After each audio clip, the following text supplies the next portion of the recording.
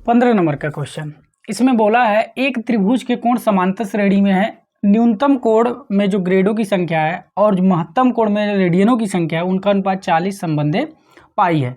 तो त्रिभुज के सभी कोणों को अंश में ज्ञात करिए। बहुत ही सिंपल है क्वेश्चन, देखिए करते हैं। यहाँ पे बोला है कि त्रिभुज के कोण समांतर श्रेणी में है और त्रिभुज में हम जानते हैं कि 3 कोण होते हैं और वो तीनों कोण किस में है, समांतर श्रेणी में है। और जब कोई चीज़ 3 ठो और उसको समांतर श्रेणी में मानना हो तो a माइनस डी, a और a प्लस डी मानते हैं। तो यहाँ पे मान लेंगे कि माना त्रिभुज के, ये सब समांतर श्रेणी का है, माना त्रिभुज के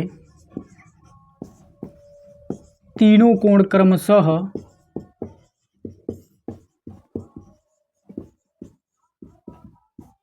a माइनस डी, a और a प्लस डी हैं।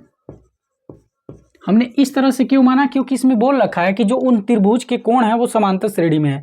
और जब कोई चीज़ समांतर श्रेणी में होता है और उसको मानना होता है, अगर 3 में मानना हो, चाहे 5 में मानना हो, चाहे 7 में मानना, यानी कि जब विषम संख्या में मानना होता है तो इसी तरह से मानते हैं। बीच में a ले लेते हैं, इसके पहले एक d घटा देते हैं और इसके बाद एक d जोड़ देते हैं, ठीक है। ऐसे अगर 5 में मानना होता तो इसमें d और जोड़ देते हैं और इसमें से d और घटा देते हैं, तो 5 संख्या में मानने वाला हो जाता।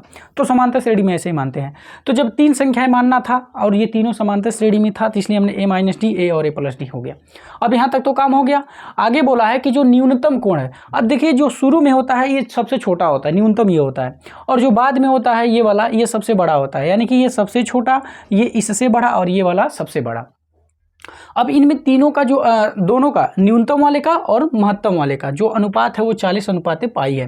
लेकिन इसमें एक चीज़ और बोल दिया है कि जो न्यूनतम वाला कोण है ना, इसको मापा गया है ग्रेड में, और ये जो बड़ा वाला कोण है इसको मापा गया है रेडियन में, ठीक ना। अब देखिए, अब हम लोगों को ये बीच वाले का मान तो दिया नहीं है, लेकिन अभी हम लोग इसी की सहायता से निकालेंगे। अभी देखते हैं आगे। अब पहले देख लेते हैं यहाँ पे जो दिया है a माइनस डी बटे a प्लस डी, अनुपात में दिया है ना, तो इनका अनुपात देखिए कितना है, 40 अनुपात पाई, तो 40 अनुपात पाई, और ये दिया हुआ है ग्रेड में और ये दिया हुआ है रेडियन में। अब हमको सबका मान निकालना है कोण अंश में, तो जब अंश में निकालना तो सबको अंश में ही बदल लेते हैं। तो इनमें कुछ रिलेशन होता है, d बटे 90 बराबर g बटे 100 बराबर 2r बटे पाई। इन तीनों में रिलेशन होता है, हम जिसको चाहे उसको जिसमें चाहे उसमें बदल सकते हैं। तो हमको पहले क्या करना है कि ग्रेड को अंश में बदलना है, यानी कि ये वाला दोनों रिलेशन लेके चलना पड़ेगा।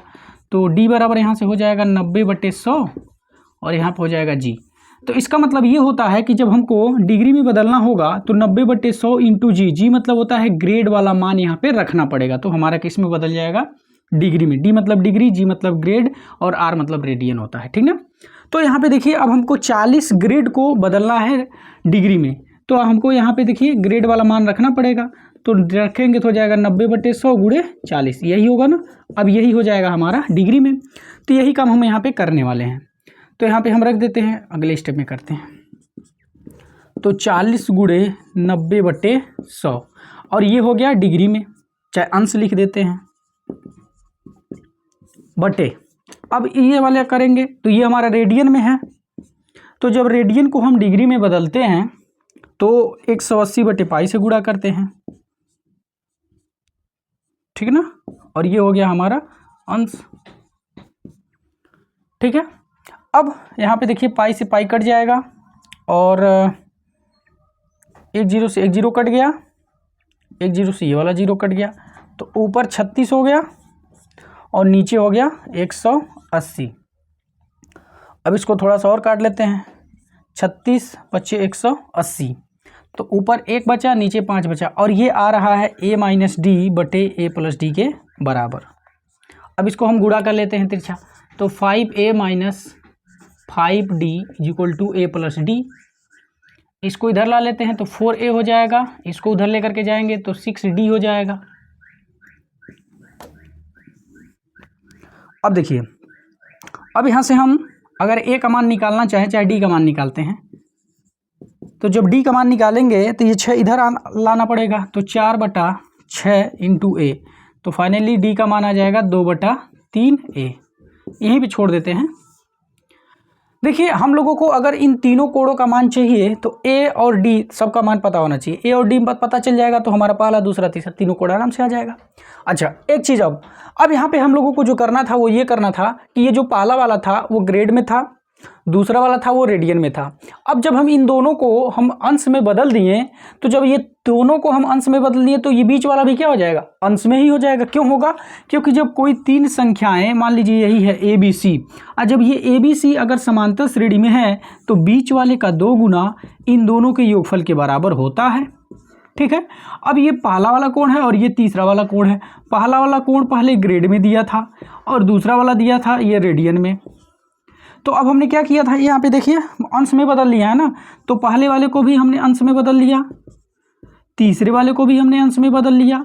अब जब हम अंश वाले को अंश वाले में जोड़े हैं तो जो हमको मिलेगा वो अंश में ही तो मिलेगा, और जब जोड़ने पर हमको क्या मिल रहा है, बीच वाली संख्या यानी कि बी वाली मिल रही, यानी कि ये भी हमारी क्या हो जाएगी, ये भी हमारी अंश में हो जाएगी।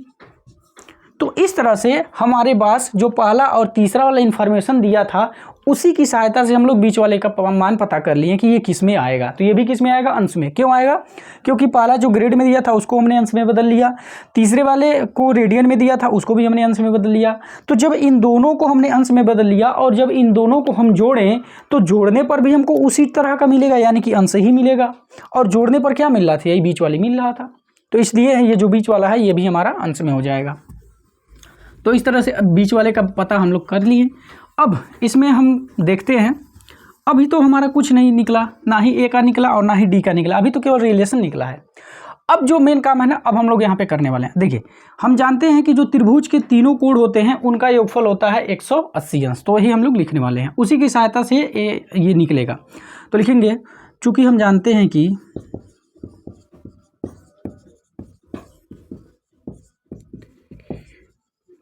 त्रिभुज के तीनों अंतःकोणों का योग, तीनों अंतःकोणों का योग, अंतःकोण भी लिख सकते हैं चाहे कोण भी लिख सकते हैं, 180 अंश होता है। अब पहला कोण था a माइनस डी, फिर प्लस a दूसरा था और तीसरा था a प्लस डी, बराबर में 180। यहाँ से देखिए डी से डी कट जाएगा तो फाइनली आ जाएगा 3a बराबर ये 180, अब 3 से कट जाएगा 60 बार में, तो a का मान आ गया 60 अंश। अब इस a का मान ला करके हम इसमें रख देते हैं, तो जब ये a का मान, इसको समीकरण 1 बना देते हैं। तो समीकरण 1 से अब a का मान जब यहाँ पे 60 रखेंगे तो d बराबर हो जाएगा 2/3 गुणे 60, 3 से कट जाएगा 20 बार में, 20 दूना 40, तो यहाँ से आ गया d का मान 40 अंश। ठीक ना, अब हमको निकालना था यही तीनों, तो अब आराम से निकाल सकते हैं। तो लिख देंगे पहला कोण, पहला कोण था a माइनस डी, a का मान देखिए दिया है 60 माइनस डी का मान 40, तो घटा देंगे तो आ जाएगा 20 अंश। दूसरा कोण,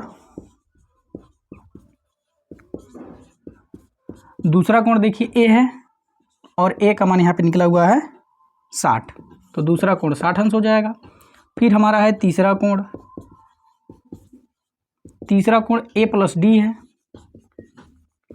a का मान निकाले हैं हम लोग 60, फिर प्लस डी का मान यहाँ पे 40, बॉक्स में कर दे दिखाई देगा अच्छे से, तो 6 4 10, तो हो जाएगा ये 100। तो फाइनली आ गया हमारा तीनों कोण 20, 60 और 100।